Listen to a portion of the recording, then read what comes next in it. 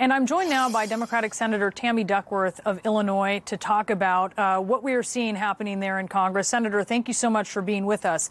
So are you confident and in agreement with the Senate Majority Leader there that Congress will avert a shutdown and that there will be a small stopgap measure passed that will keep the government open until the final deal on this stimulus is reached?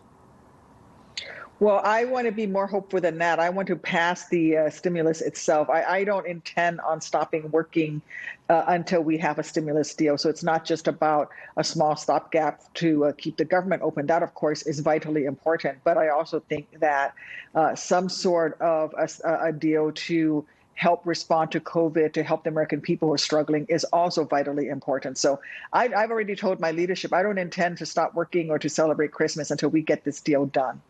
So it looks like Democrats have dropped state and local aid, which was a point of contention with Republicans. But there is unemployment. There are stimulus checks for Americans. There is assistance for small business. Is it enough for what Americans really need right now? Well, it's not enough, but it is better than nothing. So there is direct payments to individuals. I think it's right now the negotiated number is around $600. They were still discussing who gets those checks. We're also talking about some money that Democrats would like to put in there, about $30 billion to go to states for vaccine distribution for healthcare specifically. There's some questions about that. I think some of the Republicans don't support that. I do think that we need to provide funding to our state governments, especially when it comes to pandemic response. So we're going to continue to negotiate and keep working on it. Do you think there will be another similar rescue bill shortly after President-elect Biden becomes President Biden? I will push very hard for there to be another rescue bill, yes.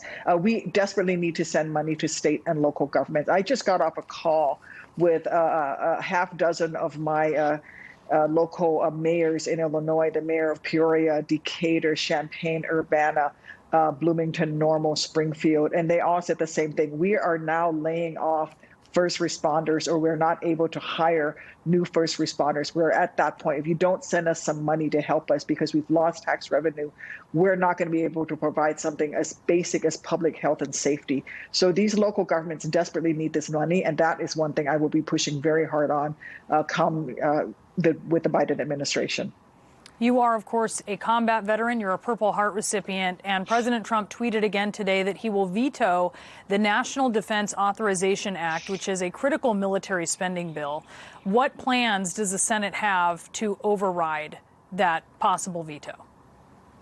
Well, we have enough votes to override that veto, both in the Senate and in the House. It passed the Senate by over 80 votes, I think about 85 or 86 votes by the time it was all counted. So we have enough to override the veto. It is shameful that President Trump would vote against our troops, that he would veto a pay raise for our troops, for example. There's funding in that bill for training, for equipping, for taking care of military families. And he is connecting his personal vendetta against social media companies to the NDAA, to this defense budget. So we'll come back. We'll come back and we will override his veto. As I said, I'm not quitting. I'm not going to celebrate Christmas until we get our job done here in Washington. While the NDAA has been on his desk, federal agencies revealed that they were actually hacked and that it is, they believe, by Russia. But at this point, we haven't heard from the president. He hasn't commented on this. What's your reaction to that? I'm not surprised that he has not commented. He should. I mean, he has never called out Russia or Vladimir Putin for their bad actions, for their attacks on our government, the American people. And I'm not surprised that he hasn't. I can't believe that in all the tweeting that he's done, he has not tweeted, at the very least, condemnation of this attack, this cyber attack. I mean, it's basically cyber warfare against multiple agencies within federal government. You know, it's not just one agency, but it's multiple agencies that affect Americans' lives, everything from healthcare to national defense. And it's not surprising, but, you know, it's really sad that our president still, to this day, won't stand up to the Russians.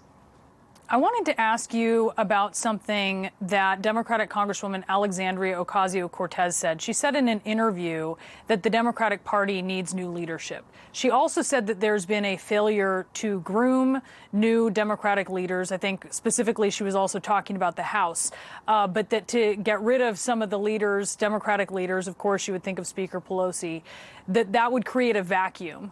So right now it's set up sort of as a situation where it can't be done. But she says that there should be new leadership. You know, what do you think about what she said? Well, I think the Democratic Party is a very, very large umbrella, and we welcome all voices within it and all diversity. And I think that's the strength of the Democratic Party. I know, for example, that I've been able to participate in the Democratic Party on everything from policy issues to helping pass legislation, even in a Trump administration. I'm very comfortable with where we can come together and work together. And that's what my focus would be, is to come together as a party to work for the American people. We still have to pass another stimulus bill. We still have to get our kids back in school safely. We have to get more vaccine, more vials of vaccines so that Americans can get vaccinated. So we have a lot of work in front of us. And I'd rather focus on that before we start sort of soul searching for the Democratic Party. Let's talk about the American people and what working families need right now first. Do you want to see more Democratic talent, young Democratic talent, groomed? Well, there's a lot of Democratic talent out there. I mean, and a lot of it is being groomed. But I will tell you that what we need is a diversity of voices. We need folks from the middle of the country, industrial Midwest, for example, to talk about what people in the middle of the country need right now, the desperation that exists among our farming families, the desperation among places that used to have manufacturing and now that's left. So we have a lot that we can talk about. And I do think that we have those voices that are emerging within the party. But again, the first priority for me is let's get this COVID response package passed. Let's pass a defense budget. Let's get back to work, and let's get the American people the help that they need and get people vaccinated. Senator, thank you so much for being with us. We're looking forward to seeing what Congress can achieve here in the coming days. Thank you.